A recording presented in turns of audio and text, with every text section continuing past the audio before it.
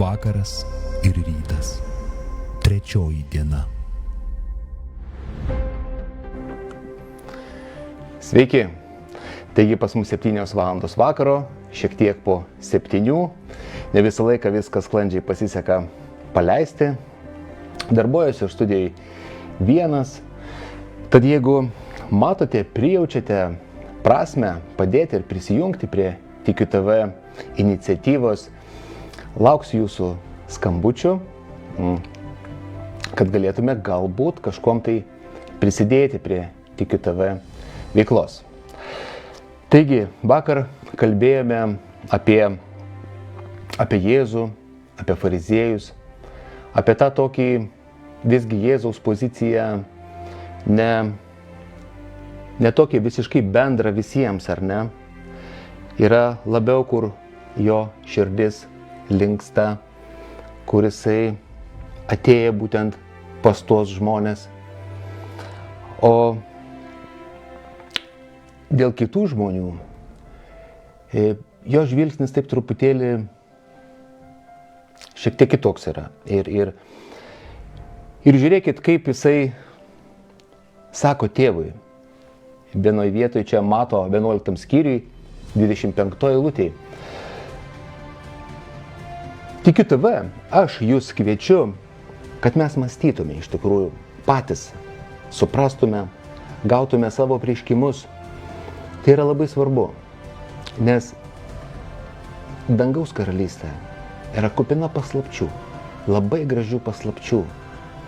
Ir šventoji dvasia, Dievas, mums dalina tas paslaptis, tą grožį, kiekvienam po kažkokį tai gabaliuką, po slipinuką. Ir jisai nori, kad mes susirinktume į tą Kristaus nuotaką, kiekvienas su dangaus gabaliuku, ir atneštume jį į tą vieną dangaus nuotakos kūną, susirinkimą, dalintumėmės, pažintume Jėzų, pažintume dangų, amžinybę vienas per kitą, matydami vienas kitame tą perliuką, lopinėlį dangaus. Tai taip matau iš tikrųjų tą Kristaus nuotaką bendrą, kai kiekvienas turime savo dalį joje. Ir dar paskaitysiu, ką anuo metu Jėzus kalbėjo. Mato 11:25. Aš šlovinu tave, tėve dangaus ir žemės viešpatie, kad paslėpei tai nuo išmintingųjų ir gudriųjų, o apreiškei mažutėliams. Taip, tėve, nes taip tau patiko. Ateikite pas mane visi, kurie vargstate ir esate prislėgti, ir aš jūs atgaivinsiu. Imkite ant savęs mano jungą ir mokykitės iš manęs, nes aš romus ir nuolankios širdies, ir jūs rasite savo sieloms atgaivą. Nes mano jungas švelnus ir mano našta lengva, sako Jėzus. Kaip įdomu, daugelis pasaulyje gyvenančių žmonių galbūt bijo ateiti pas Dievą, nes religija yra prigąsdinusi, kad labai daug reikės kažko atsisakyti, labai daug kažko kentėti. Ir tai bus didžiulė našta. Reikės nešti tą sunkų kryžių. Ir mes taip atitolinam Dievą, Dievo karalystę nuo tų mažutėlių, nuo tų paprastų žmonių. Kai kur Paulius rašo apie Demetriją, man atrodo, sako, nei pats įeina, nei kitiems leidžia. Taigi mes tęsiam šitoj žinioj, Dievo meilės žinioj, Dievo besąlygiškos meilės žinioj, mūsų pokalbius, mūsų laidas, mūsų tą mintį, kad Jėzaus jungas yra lengvas ir švelnus, netgi švelnus. Taigi, paklausykime dabar rubrikos Savaitės svečias ir gal kažką apie tą švelnų jungą išgirsime iš mūsų savaitės viešnios.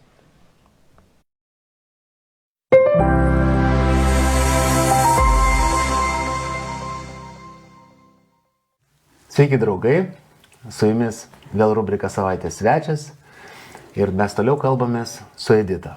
Labas, Edita. Labas, Mariau, labas visiems. Toliau tęsim pažintį, toliau klausysimės kaip, gal ne kaip, o gal kaip, apie galingus Dievo darbus Editos gyvenime. Ir šiandien pakalbėkime, Edita, kame esi tu šiandien, būtent nūdienos etape. Jo, aš kaip ir vakar, taip ir šiandien esu besąlygiškoj Dievo meilėje. Tai va, tas yra kasdieną. Kasdieną reikia priminti savo, kad Dievas mane myli. Tai yra svarbu. Ir jokių bet. Ir jokių bet. Dievas mane myli. Besąlygiškai. Ir tada išeina taip, kai Dievas mane myli, aš noriu dalintis tą meilę su kitais. Aleliuja. Aš noriu kalbėti apie ją, aš noriu pasakyti kaimynui, pacientui, aš noriu pasakyti lėktuvui sėdinčiam žmogui šalia, kad Dievas tave myli. Bet tu taip ir darai, kiek aš žinau. Ne visada išeina, tai yra, kaip retkarčiais mes... Bet nepatyli, tikrai. Aš tengiuosi, ta prasme, jeigu aš jaučiu, kad tikrai aš galiu kalbėti, aš tikrai kalbu apie Dievo meilę.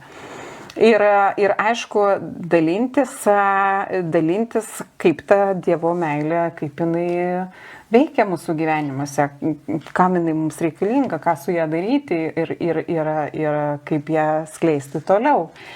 Ir taip, kaip mes susidursim ir susidurime, ir aš susiduriu su to gerai, Viešpatie, tu mane myli. Ir dabar, jeigu aš pasielgiu su Mariju, su tavim, pavyzdžiui, kažką ten nenotaikoj tau pasakiau kažkaip šiurkščiai, aš jaučiu, kad, ne taip aš turiu elgtis, ne? Kad aš, įžeidžiau žmogų. Tai taip, tai yra negerai, Dieve, pamokyk mane, kaip man priimti lygiai taip pat kitus žmonės su jų kažkokiais netobulumais ir netgi galbūt ir charakterio kažkokiais blogais bruožais, ne? Mes žmonės, bendraujantis, mes socialūs, mes visada kažkur būnam ir mes turim šeimas, mes turim sutuoktinius, turim vaikus, turim aplinką, darbus ir mums būna negera nuo to, kai mes, pavyzdžiui, klausom, kaip Dievas mane myli, mes ten įsilydom, ten pamokslas, ten kokia giesmė. Ir tu ateini paskui į kažkokią, reiškia, aplinką ir tu pats supranti, kad, tau neišeina taip mylėti. Tau erzina tavo kolega, tu nori jam ten pasakyti kažkaip, žinai ką, sėsk į vietą ir klausyk, ką sakau. Ir jau supranti, aš pradėjau suprasti, kad, aš taip negaliu elgtis, aš turiu rodyti Dievo meilę. Aš noriu mokintis matyti žmonės taip, kaip Dievas mato, ir mokintis, kad Dievas matytų manyje, galima taip pasakyti, Dievą. Amen, taip yra. Iš tikrųjų, jūs labai suintrigavai šitai vietai, nes daugelis žmonių yra, kurie yra tiesiog, umaus charakterio, tarkim, ar ne, arba jie greit užsidega kaip degtukai, tada įskaudinti, pažeminti kitą, čia labai paprasta yra. Ja. Ir kaip tau sekasi šitai vietai? Aš esu mokinys ir jo, būna visko. Bet kas yra gerai, kai tu esi to žinioj, tu supranti, kad jeigu ir padarai klaidą ir jeigu ir nuodėmę padarė, jeigu tu, pavyzdžiui, jeigu aš, pavyzdžiui, būnu įžeidžiu, pavyzdžiui, žmogų, ne, kažkokiu savo ten elgesio ar žodžiu, aš žinau, kad Dievo meilė nepasitraukia nuo manęs, kad Dievo aš neišgazdinau ir Dievo meilė nepabėgo. Jinai čia, jinai su manim ir aš galiu ateiti ir kalbėti su Viešpačiu. Dieve, taip išėjo. Ir mano gyvenime buvo, aš galiu papasakoti vieną atvejį, kur Viešpats man kalbėjo. Dėl to, kad, ir aš su juo kalbėjau. Visi mes turim tėvus ir mes neištenkam jų. aš negaliu užsakyti dabar pagal užsakymą savo, tokį man tėvelį ir tokią mamytę. Mes gimstam į šį pasaulį ir mes turim jau tėvus. Ir rašte parašyta, gerbk savo tėvą ir motiną. Ir kai tu skaitai, tu biškiu taip įsitempi ir galvoji, viskas čia nuodėmė, aš kažkur vis tiek pasielgiu negarbingai su savo tėvais. Ir tada ateina tas kaltės jausmas. Bet kai aš, jau priėmiau besąlygišką Dievo meilę ir aš žinau, kad jisai myli, netgi jeigu aš ir klystu, bet man atėjo toks noras mylėti taip, kaip Dievas myli. Aš norėjau mylėti savo tėvus, ne taip, mane nepatenkino tas meilės, tas mano meilės išraiška. Aš pradėjau kalbėti su Dievu, kad, man reikia, aš noriu taip mylėti, kaip tu kalbi žodėje. Ir buvo toksai atvejs, aš susipykau su mama ir tai jau tęsiasi, pavyzdžiui, kažkokį laiką, kad vieną kartą susipyksti, kitą, paskui atrodo atleidai, paskui vėl, bet kažkas negerai. Ir aš pasakiau, viskas, Dieve, aš neskambinsiu mamai, po kol tu man nepasakysi, kodėl aš tai turiu daryti. Dėl to, kad aš paskambinu toks kažkoks oficialus maždaug, aš myliu tėvus, tai turiu paskambinti. Gaunas toks bet. Aš noriu taip skambinti dėl to, kad aš tikrai myliu tėvus. Aš noriu skambinti todėl, kad aš tikrai jų pasiilgau, o ne dėl to, kad reikia. Ir aš sakau, Dieve, po kol tu man nepasakysi, po kol aš tikrai negausiu iš tave žodžių, aš neskambinsiu. Ir tikrai tai buvo gal kokie, 2 mėnesiai, gal kokie tęsiasi tas toksai. Aš net taps neramiai vaikščiau ir sakau, aš laukiu atsakymo. Ir tai buvo toks vienas momentas, kai man toksai ateina, kad aš turiu paskambinti. Ir aš sėdu su telefonu ir sakau, Dieve, tu man pasakyk, kodėl. Ir aš tikrai nesitikėjau tokio atsakymo, dėl to, kad aš taip nemaščiau. Ir atėjo toks atsakymas, dėl to paskambink, sakau, gerai, aš padarysiu tai, bet pasakyk, kodėl. Ir man atėjo toks atsakymas, kad dėl to, kad tik per tave aš galiu parodyti tavo tėvams tą besąlygišką savo meilę. Ir kaip ir dar buvo toksai žodis, kad kaip parašyta, kai man gimė vaikai, tai buvo palaiminimas man, tai sako, tu esi jų palaiminimas. Ir mane tai sukrėtė. Ir tada aš sakiau, gerai Dieve, aš dabar viską supratau ir tai mane labai palėtė. Ir kiekvieną kartą sakau, Dieve, tu parodai, kaip aš galiu juos mylėti. Ką aš turiu padaryti. Dėl to, kad tas poreikis meilės, jis labai skiriasi. Vieniems reikia skambučio, kitiems reikia aplankymų, tretiems reikia dovanos, ketvirtiems reikia tiesiog būti kartu. Nežinau, Dievas jau parodo kiekvieną kartą, kaip man parodyti jiems jo meilę. Ir aš suprantu, kad ne visada man išeina. Retkarčiais aš tiesiog būnu su jais, bet iš kitos pusės buvo, kai aš žiūriu į savo vaikus, o ko man reikia? Man iš esmės reikia jų akių. Reikia jų akių, kurie žiūri į mamos akis ir tu matai, kad ten irgi besąlygiška Dievo meilė. Daugiau nieko nereikia. Reikia jų laimės, jų džiaugsmo. Jo, kad tėvams yra džiaugsmas, kad vaikai yra laimingi. Ir kai aš ateinu pas mamą ir sakau, aš esu palaiminta, Dievas mane myli, mano gyvenime viskas gerai. Ir aš matau juos besišypsantį veidą. Besišypsantį. Jo, aš matau juos šypseną. Tai Dievas mane mokina mylėti žmonės. Ir kai aš mąstau apie Dievo meilę ir kiek rašte parašyta, kad mylėkite savo priešus, mylėkite savo artimus, parodykite tą meilę, mylėk savo žmoną, mylėk savo vyrą, daug apie meilę, mylėk savo brolį, sesę, Kristuje. Ir taip, apie meilę, netgi priešus, sako Jėzus, mylėkite savo priešus, melskitės už juos. Ir tada aš galvoju, Dieve, kaip man, aš noriu tos meilės. Ir atėjo toksai momentas mano gyvenime, kai Martinas Daukantas, Malonios bangos, Pirmas žmogus, ne? Pirmas žmogus, kuris turi besąlygiškos Dievo meilės misiją, apreiškimą Lietuvai. Jis ateina ir man sako, Edita, gal tu vesi, sako, mums trūksta mokytojų, ar tu gali vesti proto atnaujimo studijas? Aš? Maždaug, aš niekada nekalbėjau, apskritai, aš niekada nebuvau tas toks oficialus, aš labai dirbu tokį darbą, kur nieks manęs nemato ir maždaug...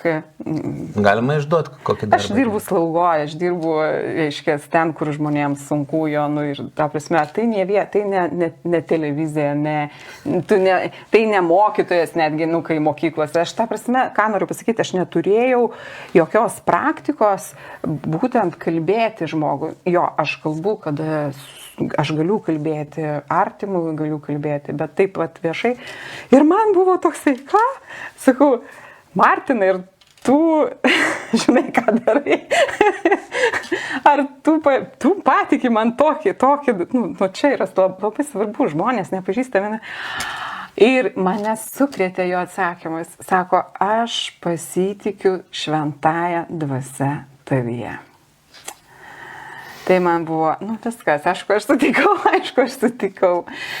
Ir per tai Dievas mane mokina mylėti irgi. Ir gal dar noriu pridėti prie viso šito tavo pasakojimo, kad iš tikrųjų Edita nėra kažkokia tarnautoja, iš kažkokios bažnyčios, ten pamokslininkė ar dar kažkokia. Tai yra tiesiog paprastas žmogus. Edita, ir tai žavi. Paprastas žmogus, kaip mes kiekvienas. Nieko neipatingas, kažkaip neišsiskiriantis, bet ieškantis Dievo iš tikrųjų. Čia irgi yra tas stebuklas, nes vieni ieško, kiti neieško. Tai va šitoj vietoj labai džiaugiuosi, kad esi čia mūsų studijoje ir kad mes galime rodyti Dievo meilę ne per kažkokius ypatingus, o per paprastus žmonės iš tikrųjų, nes Kristus ir gyvena paprastuose žmonėse. Ir kalbėkime toliau. Taip, ir čia buvo tas etapas jau, kai, bet ačiū Dievui už tą supratimą, dėl to, kad čia irgi gali būti toksai melas, kad, oi, tu nesugebėsi, arba tu ten turi kažką daryti, kažką mokintis, kažką labai įsitempti. Bet tas posakis, kai Martinas pasakė, kad jis pasitikė šventąją dvasią manyje, tai aš supratau, kad ir aš turiu pasitikėti šventąją dvasią manyje. Ir tada, sakau, Dieve, gerai, ir, iš esmės ten yra, jau sudėliota medžiaga, man ten nieko nereikia kurti, tiesiog, lydėti žmonės to keliu, pažinimo keliu. Ir dabar aš dėkoju Dievui dėl to, kad iš esmės mano pažinimas irgi auga. Vienas dalykas, aš baigiau tą Biblijos mokyklą, Biblijos koledžą, bet tai daug medžiagos, tai yra be galo didelė patirtis tų žmonių, kurie tą medžiagą, reiškia, dėstė ir tikrai daug ką aš, kaip pasakyti, išmokau. Jo, Biblija irgi tai yra ta knyga, kur mes turim mokintis dvasinių dėsnių, dvasinių, reiškia, tiesų, atskirti, kur yra melas, kur yra tiesa. Ten tikrai tai yra bedugnė, ten tiek temų, kad gyvenimo neužteks. Ir aš matau tame, kad dabar mokindama, aš irgi mokinuosi. Ir dar ką aš noriu pasakyti, kad mane... Tai buvo, nežinau, apreiškimas gal, ar čia irgi Dievo tokia savybė, negaliu pasakyti. Aš pamačiau to žmonės, kiekvieną, kiekviename yra Dievas. Kiekviename yra Dievas ir kaip Dievas veikia. Tuose studijuojančiuose. Jo, tie studentai, galima sakyti, studentai. Ten nedidelės tos grupės, iki 10 žmonių ir yra toks bendravimas per Zoomą, online. Mes visai kitaip tas bendravimas vyksta, kai mes dabar susitikom, bendraujam. Bet vis tiek mes susiliejam dvasiomis, mes nagrinėjam tas tiesas, jie atsiveria ir aš kažką papasakoju iš savo gyvenimo. Mes dalinamės Dievų, mes ragaujam Dievą, mes mes kalbam apie jį, mes nagrinėjom jo tiesas, praktikuojam tas tiesas. Ir kai mes susitikom, va dabar, kaip tik 2 savaitės atgal, jo? Ne, 1 savaitę atgal čia laikas. 1 savaitę atgal mes susitikom jau gyvai. Ir kai aš pamačiau tos žmonės gyvai ir man, aš tiesiog... Aš nežinau, aš buvau tokiam susižavėjime, galvoju, kokie šitie žmonės nuostabus, kokie jie gražus, kai mes visi turim Dievą, kai mes dalinamės vienas su kitu, kai mes kalbamės apie Dievą, aš matau, ką Dievas veikia, kaip Dievo veikimą per juos, ką jie gyvenime veikia, kai jie papasako, kaip jie tarnauja, kaip jie taip pat dalinasi Dievo meilę. Tai aš galvoju, Viešpatie, kaip tai yra nuostabu, kai aš tau kažką duodu ir tai yra gera, ir tu turi tai, ir tu daliniesi kitiems, toliau eini su Dievo meilė, tu dalini meilę, tu nedalini neapykantą, tu nedalini kažkokį blogą nuotaiką, tu nedalini kažkokį pasmerkimą, tu dalini meilę. Tai yra matrica. Matrica, jo, Dievo matrica. Jo, jinai sklinda, jinai užsikrečiama ir tai yra labai gerai, dėl to, kad tai keičia mūsų gyvenimus, tai keičia mūsų santykius, tai keičia mūsų šeimų gyvenimus. Tai aš matau savo šeimoje, aš matau, kaip stipru stovėti, kovoti už tai, kad ne, aš nepriimsiu ligos, aš nepriimsiu blogų santykių, aš nepriimsiu kažkokios kaltės, kad atsistoti tą poziciją, kad aš esu Dievo vaikas ir su manim ir aš taip neturiu elgtis. Aš turiu mokintis karališkoje šeimoje, karališkoje etiketo. Galima taip sakyti. Aleliuja, labai tinkamai pasakėjai. Tai va. Ir mums karaliams iš tikrųjų nepriklauso jokia tamsa, joks skurdas, joks pažeminimas, nešlovė, negarbė. Taip ir amen. Taip ir amen.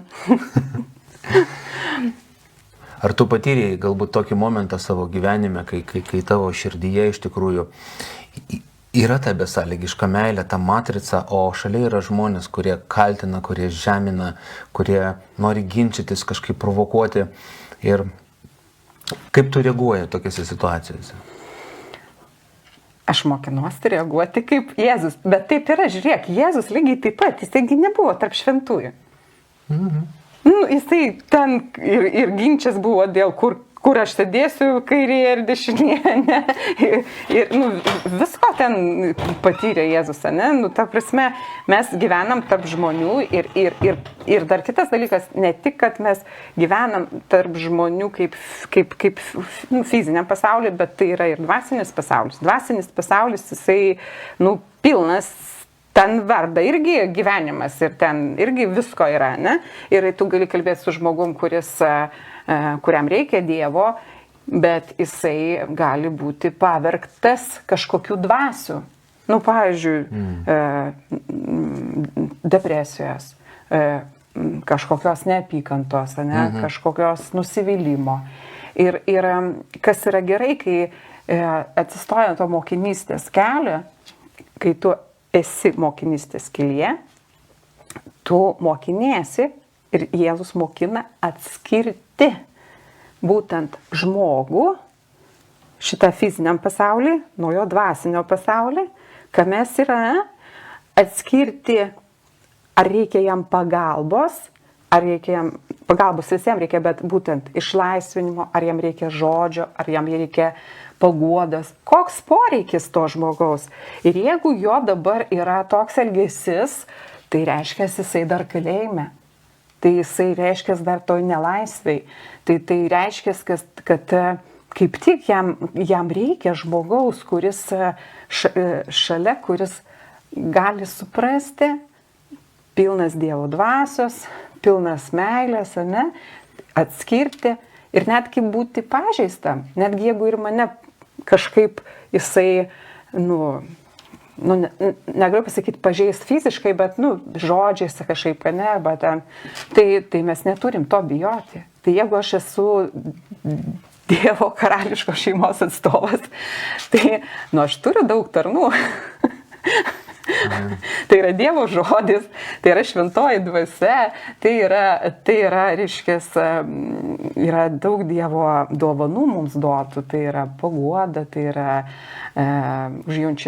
užjautintis žodis, ne, tai yra, o gali būti ir pabarimas tas toksai sveikas, kad palauk, broli, kur tu eini, tau reikia sustoti, papurtyti šaltą dušą, gal kažkokį dievo žodžio kažkokį. Aš nežinau, čia yra tų būdų, būtent, kad kas yra įdomu, kad tau šventoji dvasia, Dievas tau apreiškia, jis kiekvieną žmogų myli, jis už kiekvieną žmogų mirė. Nėra parašyta, kad jisai mirė už gerus žmonės, jis mirė už nuodėmingus.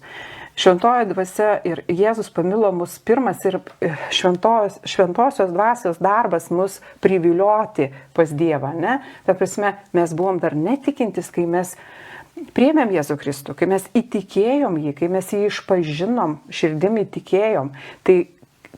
O iš kur tas tikėjimas? Iš klausimo. Man kažkas pasakė, ne? Mano močiutė man pakalbėjo apie Jėzų. Tai jeigu aš nekalbėsiu apie Dievo meilę besargišką, jeigu aš nekalbėsiu apie tai, kas buvo atlikta ant kryžiaus, tai tas žmogus niekada neišeis iš kalėjimo. Tam mes ir atsistojam, kaip Jėzus sako, tapkit mano mokiniais. Tam kam? Kad mokintis atskirti, mokintis padėti, mokintis mylėti, mokintis pažinti jį. Kuo daugiau mes pažįstam Jėzų Kristų, tuo daugiau Jėzus gali apsireikšti per mus. Aleliuja. Ir tai greičiausiai tai nėra tas mūsų kažkoks tai darbas, kad Dievas mūsų mylėtų, o tai yra mūsų noras per Dievo meilę, per jo besąlygišką meilę, tęsti tą jo darbą, patarnauti, kaip aš sakau, darbuotis jo biznike. Tai ačiū, Edita, už šios dienos pokalbį ir pasimatysim rytoj. Sudie, žiūrovai. Sudie.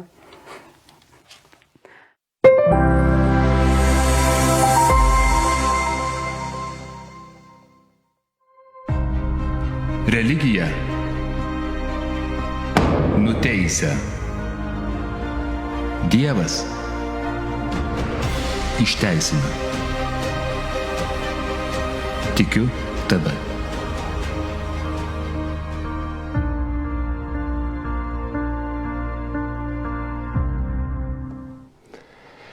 Taigi, kokios geros žinios iš tikrųjų, kad Dievas mus išteisina. Ir tai yra Evangelijos žinia. Tai yra Evangelijos žinia mums šiandien. Jeigu esi tikintis, priėmęs Jėzų, bet eini per sunku etapą savo gyvenime. Prisimink, ką padarė Jėzus.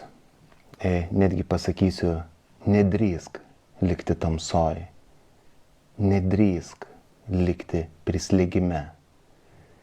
Nes Jėzus viską padarė, kad taip nebūtų. Mes tikėjimu esame kitokie. Mes ne velnio pavergti, ne tamsos pavergti. Mes esam karaliai. Mes išgelbėti, mes šviesos vaikai, mes Dievo sūnus. Ir tai labai priklauso, kaip mes matom save.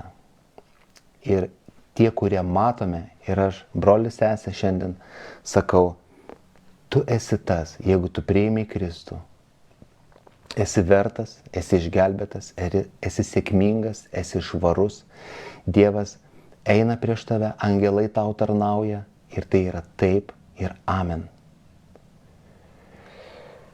Tai va tokią žinią turėjau šiandien pasakyti. Ir noriu pakviesti, pareklamuoti jau šiek tiek vasaros stovyklą, organizuojama Maloni banga, tai dieviški susitikimai. Ta stovykla jau bus organizuojama 4 metai. Tai tikrai nuostabi stovykla, joje susirenka Kristaus mokiniai, ieškantis Dievo, išvargę būna.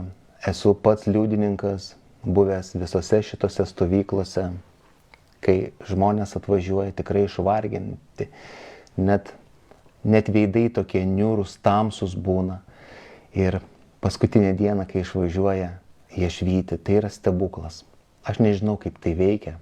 Gal ta atmosfera, gal ta žmonių žmonių širdis, kurie tenais susirenka, ieško Dievo, kurie žino, koks yra jų identitetas.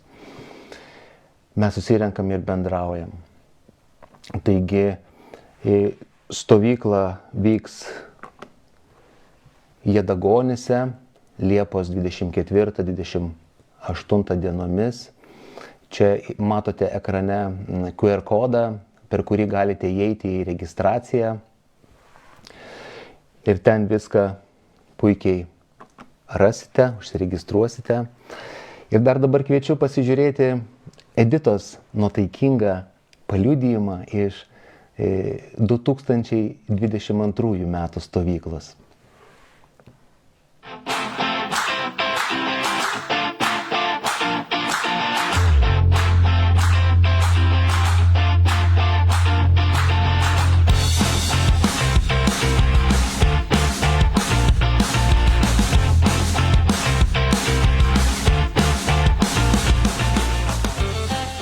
Aš noriu paliudyti apie tai, kad, atmosfera. Vat, ką išgyvenu. Aš praeitais metais pamačiau stovyklą, fainą, buvau konferencijoje 3 dienų lapkritį mėnesį.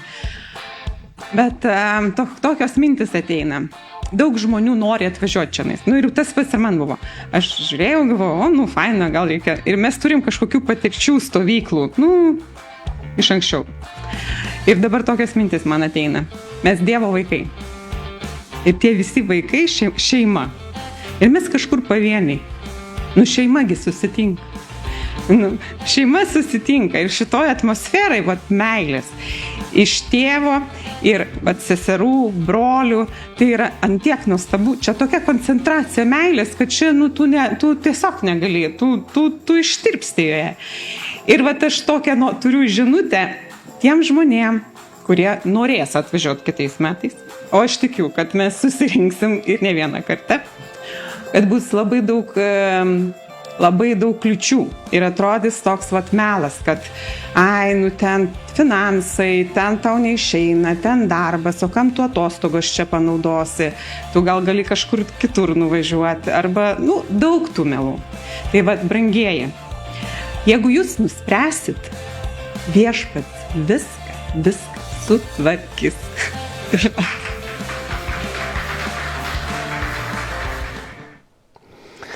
Taigi, jeigu jūs nuspręsit, viešpats viską sutvarkys.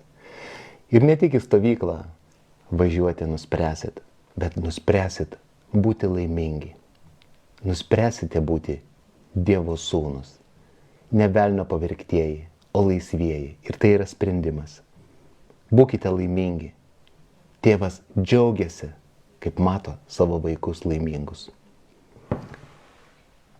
Iki rytojaus.